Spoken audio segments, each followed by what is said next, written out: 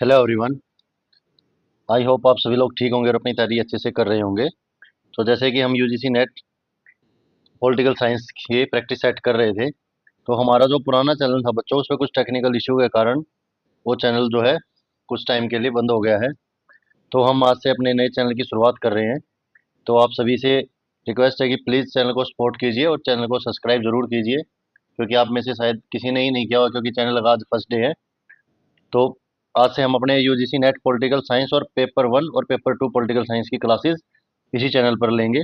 तो please channel को subscribe करें और वीडियो को लाइक शेयर ज़रूर कीजिए। तो आज हम अपना पॉलिटिकल साइंस का जो प्रैक्टिस सेट है 2008 का जून का हम पेपर कर रहे हैं सोल्व। तो चलिए बच्चों, पहला क्वेश्चन स्टार्ट करते हैं। तो सबसे फर्स्ट क्वेश्चन है बच्चों, महाभारत का कौन सा भाग शासन के सिद्धांत से संबंधित है? तो महाभारत का जो कौन सा भाग था जो शासन के सिद्धांत से संबंधित था? आदि पर्व, सभा पर्व, युद्ध पर्व या शांति पर्व?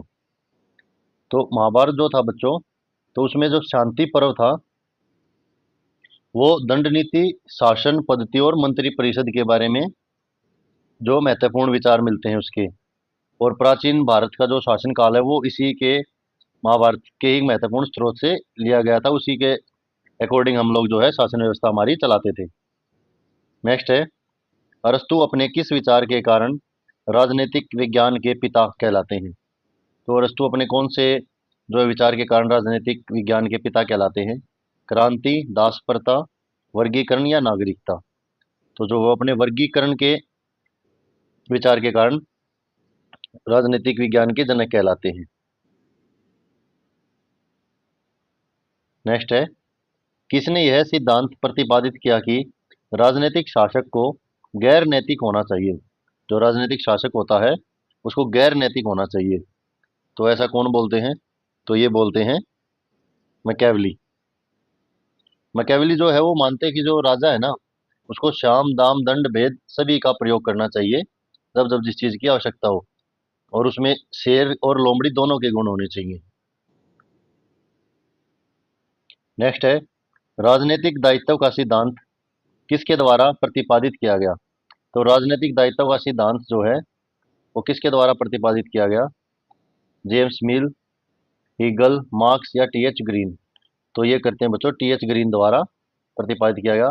और टीएच ग्रीन जो है, इनके बारे में अगर हम देखें तो कहा जाता है कि यह केवल दार्शनिक राजा नहीं थे, बल्कि राजाओं का दार्शनिक इसको बोला जाता है।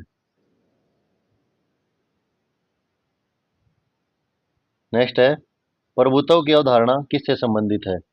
तो प्रभुत्व की अवधारणा जो है लेनिन, मायो, ग्रामसी या मार्क्स? तो प्रभुत्व की जो अवधारणा वो देते हैं ग्रामसी। और ग्रामसी जो है वो अपने इसी प्रभुत्व की अवधारणा के अनुसार जो है बुर्जुआ समाज की दृढ़ता का मुख्य स्रोत शासक वर्गों का प्राधान्य मानते हैं। नेक्स्ट क्वेश्चन है, सिद्धांतों का प्रतिपादन करने के लिए सामाजिक संविदा सिद्धांत का इस्तेमाल किसने किया? सिद्धांतों का प्रतिपादन करने के लिए सामाजिक संविदा सिद्धांत का इस्तेमाल मार्क्स ने, रॉल्स ने, लेनिन ने, नॉजिक ने? तो इनमें से किस किसने किया है? तो इसमें से किया है रॉल्स और नॉजिक ने। सेकंड एंड फोर्थ, तो आंसर बी राइट हो जाएगा। नेक्स्ट क्वेश्चन है, नीचे दिए गए कथनों को एक कथन अभिकथन और दूसरा कारण है। तो अभिकथन है, जनसाधारण और राज्य एक ही हैसियत के हैं। जो जनसाधारण है और राज्य जो है वो एक ही हैसियत के हैं। जनसाधारण राज्य का सर्जन करते हैं। तो जनसाधारण है और राज्य का सर्जन करते हैं। तो ये दोनों ही ठीक हैं और ये इसकी व्याख्या भी ठीक है। तो आंसर ये जो है राइट हो जाएगा।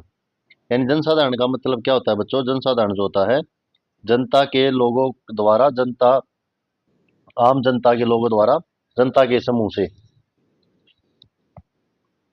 तो आम लोग ही मिलकर परिवार का सर्जन करते हैं, परिवार से मिलकर ग्राम सभा, और ग्राम से मिलकर राज्य का सर्जन होता है। फिर है नेक्स्ट क्वेश्चन है, यदि राजनीतिक समाजीकरण की प्रक्रिया समजातीय है तो राजनीतिक व्यवस्था को समाज का निरंतर समर्थन मिलता रहता है। कारण देता है, व्यक्ति एक दूसरे के साथ सहयोग करते हैं और राजनीतिक सांस्कृतिक में विश्वास का वातावरण होता है। तो जो राजनीतिक व्यवस्था है और ये सांस्कृतिक विश्वास की बात कर रहा, तो ये बातें दोनों ठीक है, लेकिन कारण इसका पहले का कथन का सही नहीं है, तो आंसर बी हो जाएगा।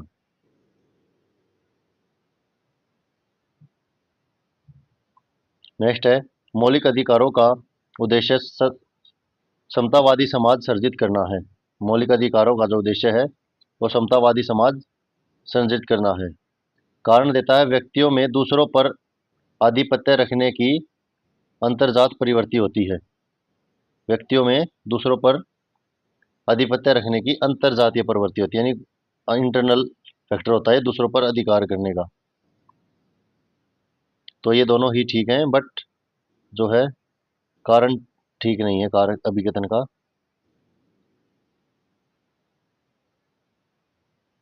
नेक्स्ट क्वेश्चन है, जिस क्रम में राजनीतिक विचारकों ने अपने सिद्धांत का प्रतिपादन किया है वो सही क्रम बताएं।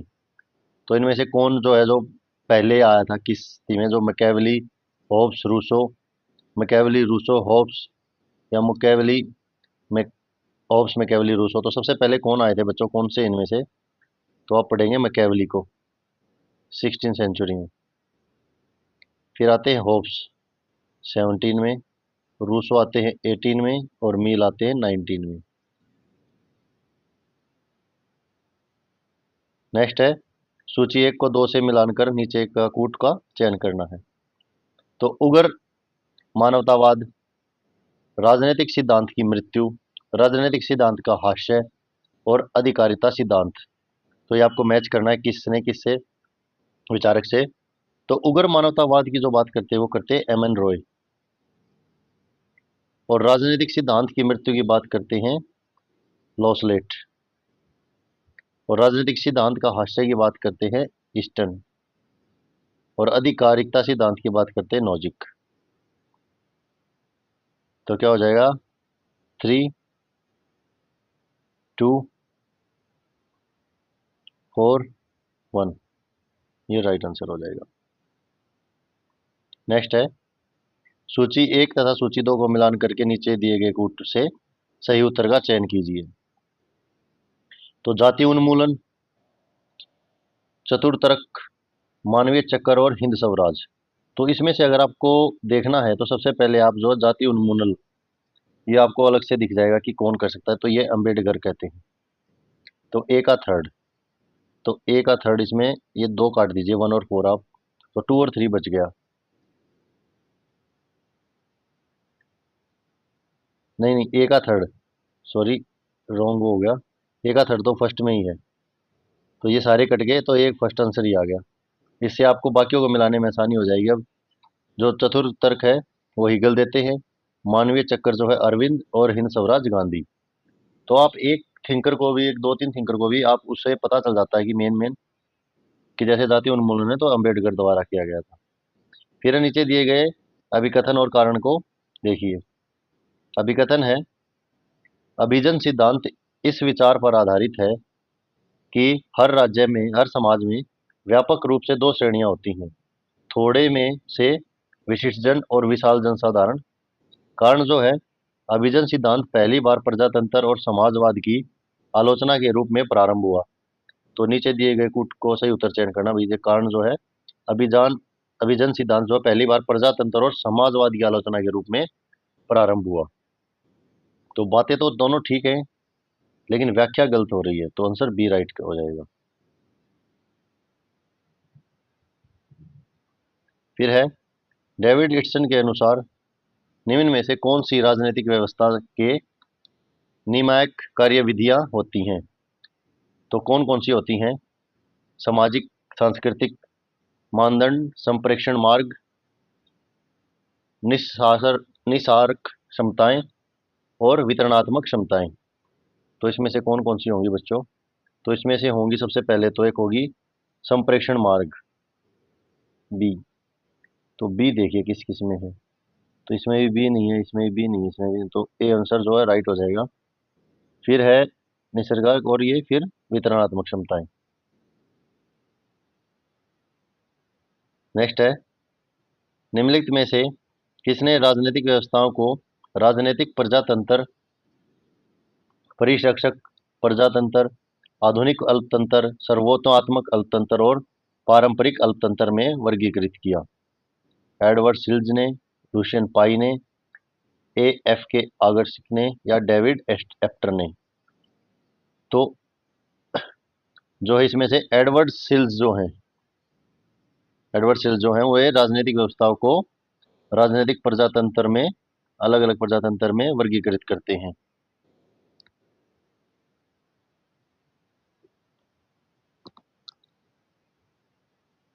नेक्स्ट है, निम्न में की संघीय व्यवस्था अवशिष्ट शक्तियों राज्यों में निहित है?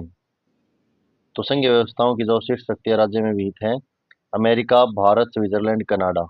तो किस किस में है? तो ये है बच्चों, भारत में और कनाडा में तो है नहीं, तो अमेरिका और स्विट्जरलैंड में हो जाएंगी।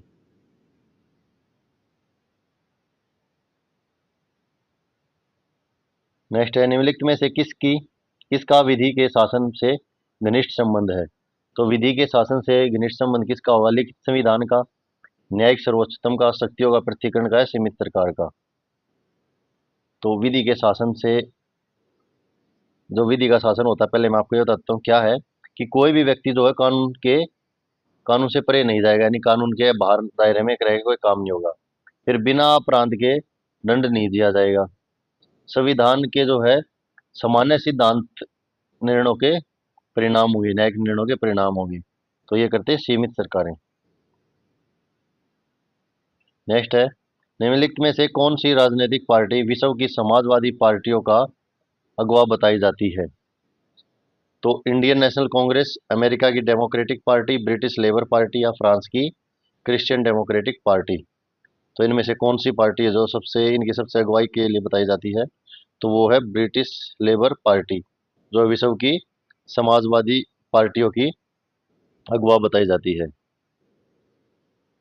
ब्रिटिश में जो है बच्चों वो संसदीय शासन व्यवस्था है, और संसदीय प्रणाली जो होती है ये उसकी विशेषता होती है कि जो कार्यपालिका है वे दो प्रधान होते हैं कार्यपालिका में, एक औपचारिक प्रधान होता है और एक वास्तविक प्रधान होता है। नेक्स्ट है, सूची 1 को 2 से मिलान करना है। थिंकर दे रखे हैं, विचारक और विचार हैं। तो आलमंड, ईस्टन, लुशियन पाई और हंटिंगटन। तो सबसे पहले आलमंड जो है, आलमंड क्या बात करते हैं? आलमंड बोलते हैं कि राजनीतिक व्यवस्थाओं की क्षमताओं के बारे में। फिर जो ईस्टन है, ईस्टन करते हैं समाज के लिए मूल्यों के अधिकार का प्रत्यावर्तन। और लुशियन पाई जो है वो समानता, क्षमता और वैश्वीकरण की।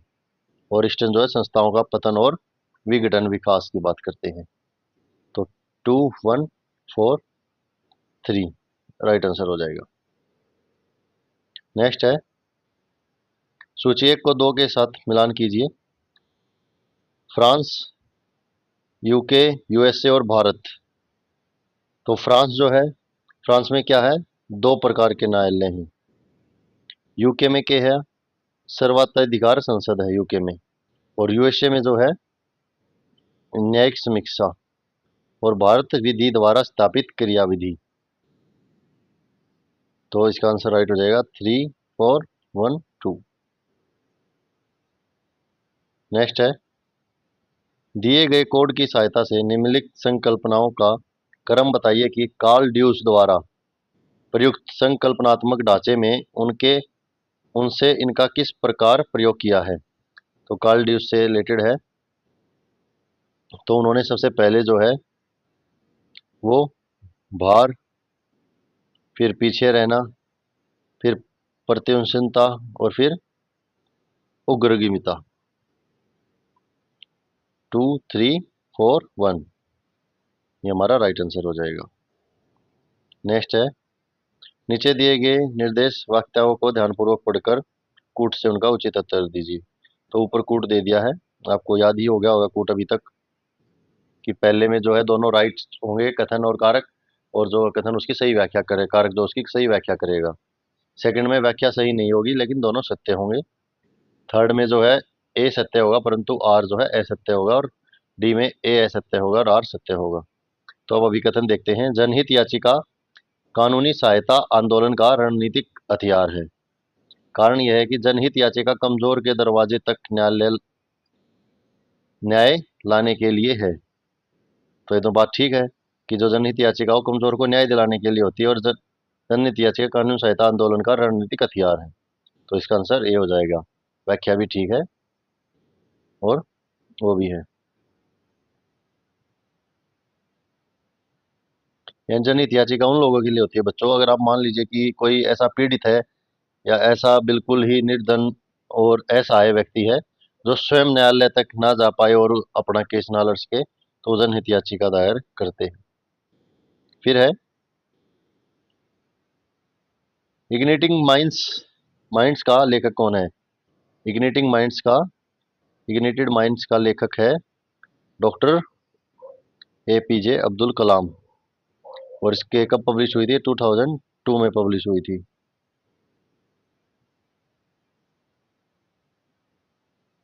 नेक्स्ट है संविधान का 93वां संशोधन निम्न में से संबंधित है। तो 93 जो संशोधन है वो किस चीज़ के रिगार्डिंग है? पंचायती राज संस्थाओं के, विधान मंडलों के में स्त्रियों के आरक्षण के, शैक्षणिक संस्थाओं में ओबीसी का आरक्षण, मौलिक कर्तव्य। तो 93 में जो है शिक्षण संस्थानों में ओबीसी का आरक्षण है। और ये कब हुआ था बच्चों? ये 2005 में।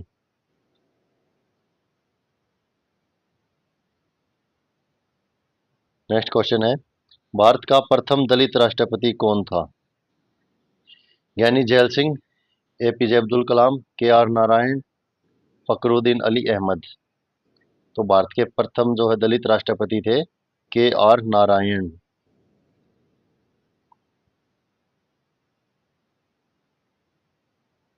नेक्स्ट है निम्न क्षेत्रीय राजनीतिक दलों में कौन सा यूएनपीए में उसकी स्थापना के समय शामिल नहीं हुआ था?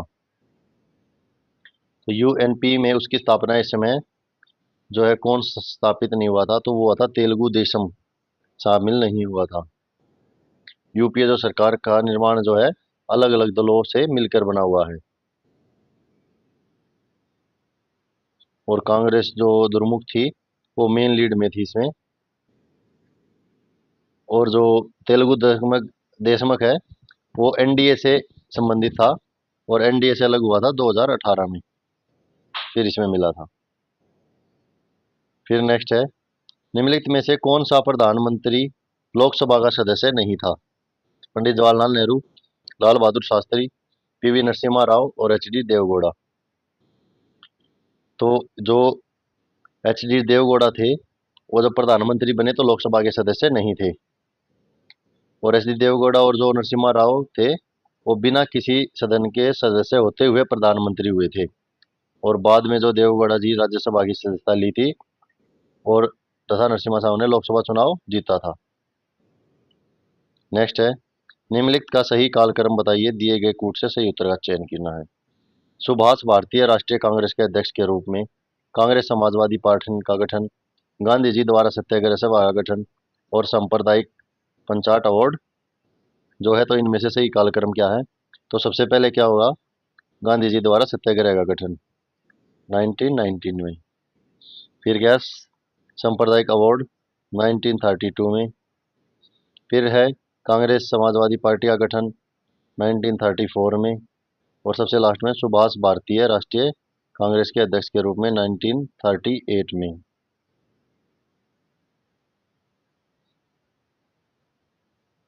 नेक्स्ट है नीचे दिए गए कूट का प्रयोग करते हुए निम्नलिखित का सही क्रम बताइए। ज्ञान आयोग, सरकारी आयोग, राज्य पुनर्गठन आयोग और संविधान के संशोधन के लिए राष्ट्रीय आयोग। तो इनका सही कालक्रम बताना है। तो सबसे पहले क्या आएगा? राज्य पुनर्गठन आयोग। ये कब है? ये है 1953। और फिर आता है सरकारिया आयोग, यह आता है आपका 1983 में। और फिर आता है संविधान संशोधन, यह आता है 2000। और ज्ञान आयोग जो है 2005। नेक्स्ट है इनमें से कौन सा जिलाधीश का प्रकार्य नहीं है? तो जिलाधीश का प्रकार्य कौन कौन सा नहीं है?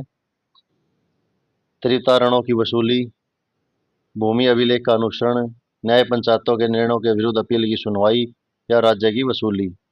तो नहीं है पूछा है।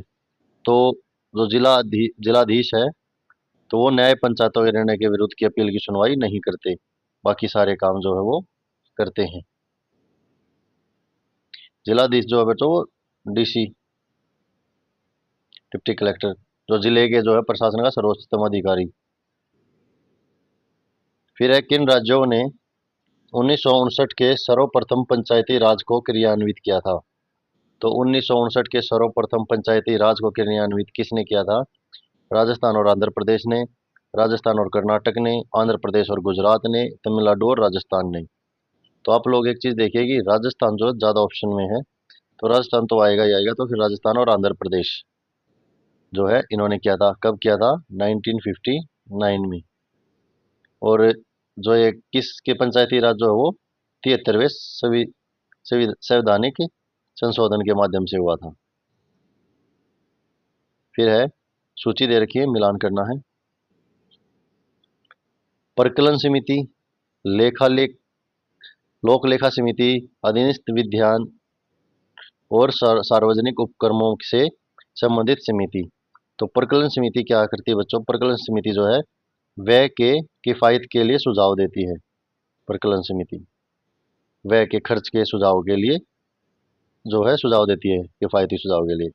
लोक लेखा समिति क्या करती है? लोक लेखा तो लिखने से ही काम होगा, तो विनियोजित लेखा की परीक्षा।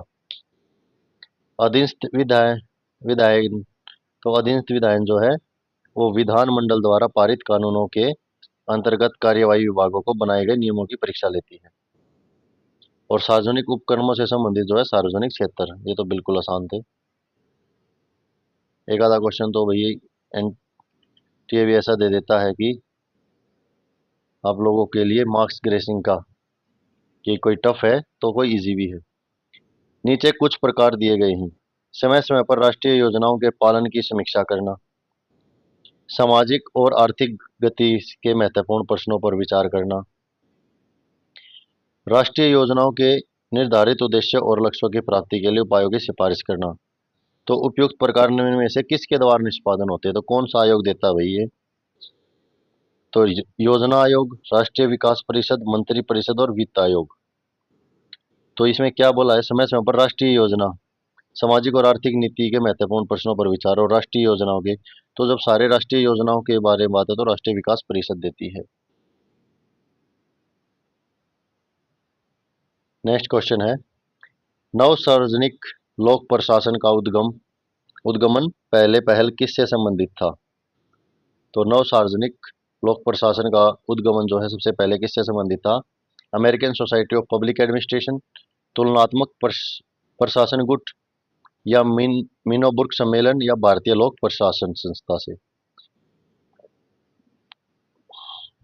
तो नव सार्वजनिक लोक प्रशासन का जो सबसे पहले था वो था बच्चों मीनोबुर्ग सम्मेलन से था। और जो बाद में जो है लोक प्रशासन के अंतर्गत अधीन चला गया था, नवीन लोक प्रशासन जो है लोक प्रशासन के अधीन चला गया था। ये कब हुआ था? 1968 में जो है 1968 के बाद जो है लोक प्रशासन के जो अध्ययन थे को नवीन लोक प्रशासन ने समर्थित किया था। नेक्स्ट है, नीचे दिए गए वक्तव्यों को ध्यान से पढ़ें। कथन देखना आपको, लोक प्रशासन निजी प्रशासन की तुलना में ज्यादा विस्तृत है। और कारण तर्क क्या दिया कि लोक प्रशासन जो है निजी प्रशासन का नियमन करता है। तो नियमन तो करता है लेकिन ज्यादा विस्तृत की जानकारी तो ये नहीं दे रहा। तो ये वैसे ठीक है लेकिन कारण गलत है। जो लोक प्रशासन है वो निजी प्रशासन की तुलना में ज्यादा विस्तृत है।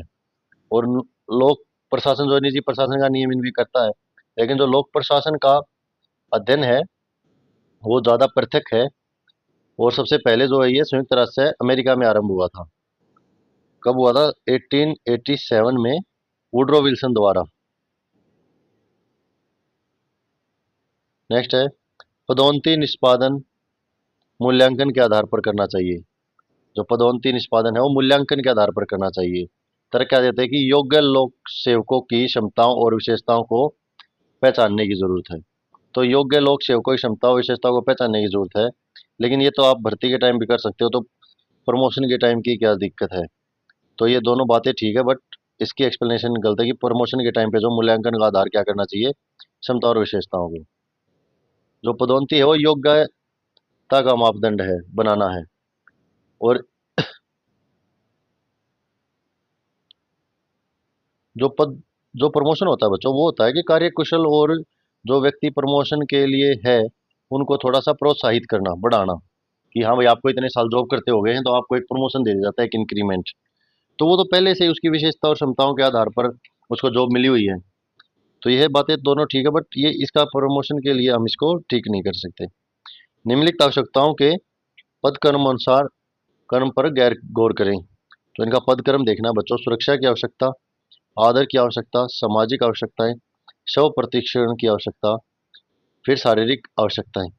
तो सबसे पहले क्या आती हैं, जो मास्लो थे उनके अनुसार अगर देखें तो सबसे पहले वो कहते हैं शारीरिक आवश्यकता, फिर करते हैं वो सुरक्षा की आवश्यकता, और फिर आती है सुरक्षा के बाद देते हैं सामाजिक आवश्यकता, और फिर आदर आवश्यकता, और फिर लास्ट में आती है शव प्रत्यक्षीकरण की आवश्यकता। नेक्स्ट क्वेश्चन है, निम्नलिखित प्रकार के प्रशिक्षण में कौन सा जन सेवा में भावी नव भर्ती के लिए व्यक्तियों को तैयार करता है।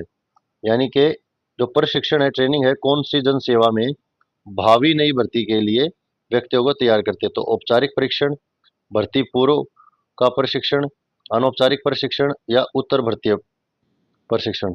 तो जब आप किसी नई भर्ती के लिए तैयार होते हो, जब प्रशिक्षण में से निम्नलिखित किस प्रकार का प्रशिक्षण जो है आपको नई भर्ती के लिए तैयार करता है, तो वो तो आपको भर्ती होने से पहले ही करेगा ना, तो भर्ती पूर्व प्रशिक्षण करेगा। अभी आप पढ़ रहे हो असिस्टेंट प्रोफेसर के लिए, नेट के लिए, जेआरएफ के लिए, तो आप भर्ती होने से पहले ही तैयारी करोगे अपनी। तो मैकाले ने निम्नलिखित प्रशिक्षणों में से किसका समर्थन किया है। तो मैकाले जो हैं किसका समर्थन करते हैं प्रशिक्षण में से, लिखित प्रशिक्षण का, शिक्षा का, अनुभव का मूल्यांकन, निष्पादन का प्रदर्शन या उपयुक्त में से कोई नहीं। तो मैकाले जो करते हैं वो इनमें से किसी का भी नहीं करते, क्योंकि मैकाले जो हैं वो लोक कर्मचारियों को उस कार्य को संपन्न करने के लिए प्रशिक्षण प्राप्त करना होता है जिसे के लिए उनकी भर्ती की गई है। उस यानी कि ये कहते हैं कि मान लो आपको पुलिस में भर्ती होना है या आपको प्रोफेसर बनना है, तो आपको टीचिंग आना चाहिए कि भैया आपको प्रोफेसर जो आपका सब्जेक्ट है उसकी नॉलेज होनी चाहिए। ये नहीं है कि आपको अदर चीज़ों की भी ज्ञान हो और आप उन अदर चीज़ों के आधार पर आपको भर्ती कर कर आपसे काम कुछ और ले लिया जाए, जैसा कि आजकल है। निम्नलिखित में से कौन सा राष्ट्रीय शक्ति का तत्व नहीं समझा जाता। तो राष्ट्रीय शक्ति का तत्व जो है वो किसको नहीं मानते हैं, नेतृत्व को, राष्ट्रीय चरित्र को, राष्ट्रीय संसाधन को, दल प्रणाली को। तो जो राष्ट्रीय चरित्र है वो राष्ट्रीय शक्ति का तत्व नहीं है। नेतृत्व राष्ट्रीय नहीं, नहीं, राष्ट्रीय चरित्र तो है, नेतृत्व भी है, राष्ट्रीय संस्थान भी है, दल प्रणाली नहीं है। नेक्स्ट है, निम्नलिखित में से कौन सा देश हाल में सार्क का सदस्य बन गया है। तो ये 2008 की बात है, कहीं आप 2025 में देखें तो 2008 में जो है कौन बन गया है, तो वो अफगानिस्तान बन गया है। 2008 में सार्क का सदस्य बन गया है। और सार्क का पूरा नाम क्या है बच्चों, south Asian association for regional cooperation. और सबसे पहले जो सार्क के 7 देश थे वो कौन कौन से थे, इनमें शामिल थे, भारत था, इंडिया, पाकिस्तान, बांग्लादेश, भूटान, मालदीव और श्रीलंका, नेपाल।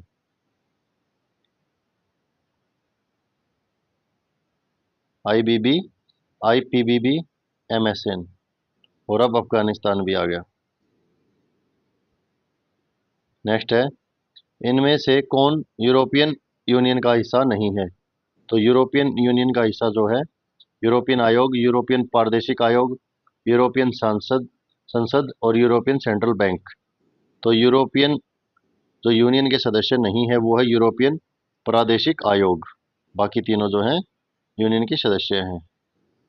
नेक्स्ट है अमेरिकन फॉरेन पॉलिसी थी एसएस, उसके लेखक कौन थे? Karl Deutsch, S Hoffmann, Henry Kissinger, Woodrow Wilson. तो अमेरिकन के जो थे वो थे Henry Kissinger. American foreign policy 3SS के, जो कब हुई थी और ये 1969।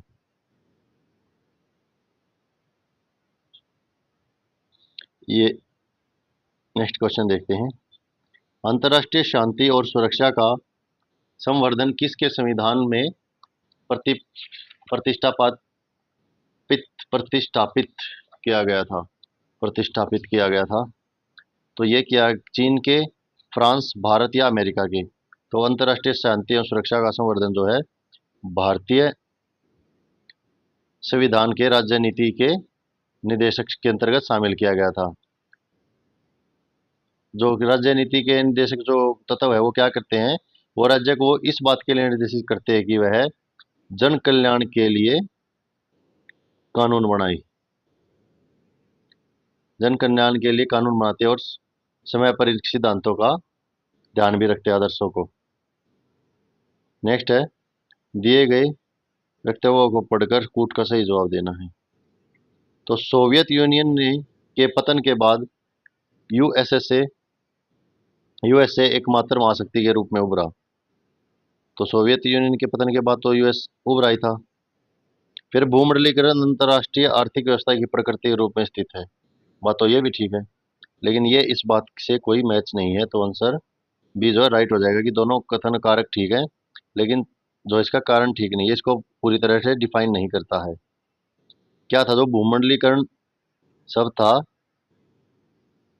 वो अंतर्राष्ट्रीय बाजार जो बाजार था अंतर्राष्ट्रीय बाजार में ज़्यादा गूंजा था इसके बाद, सोवियत यूनियन के पतन के बाद।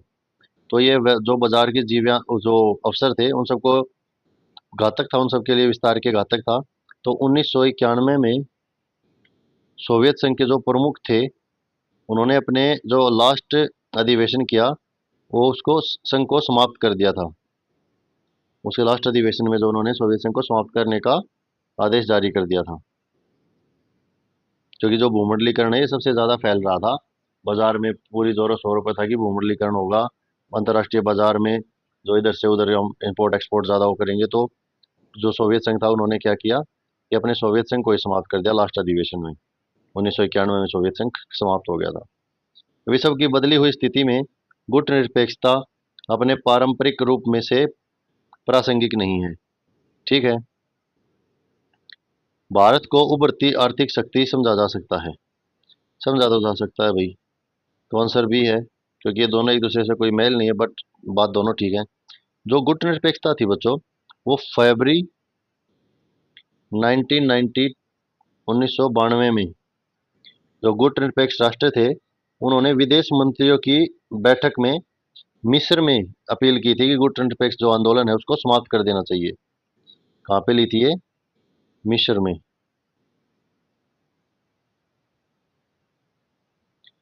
1992 में जो बैठक ली तो उन्होंने कहा कि गुटनिरपेक्षता की जो गुटनिरपेक्ष आंदोलन उसको समाप्त कर देना चाहिए। उसका वो कहने का मतलब था कि जो सोवियत संघ के विघटन से टूट गया था, सोवियत गुट थे, तो शीत युद्ध के बाद जो सब कुछ समाप्त होने के बाद तो उस गुटनिरपेक्ष आंदोलन को भी समाप्त कर देना चाहिए था। तो इसके बाद जो नेहरू ने एनएएम की स्थापना की, एनएएम की नेहरू, नासिर व टीटो द्वारा 1961 में बेलग्रेड में स्थापना की गई थी नेम की। फिर है सूची 1 को 2 से मिलान करना है।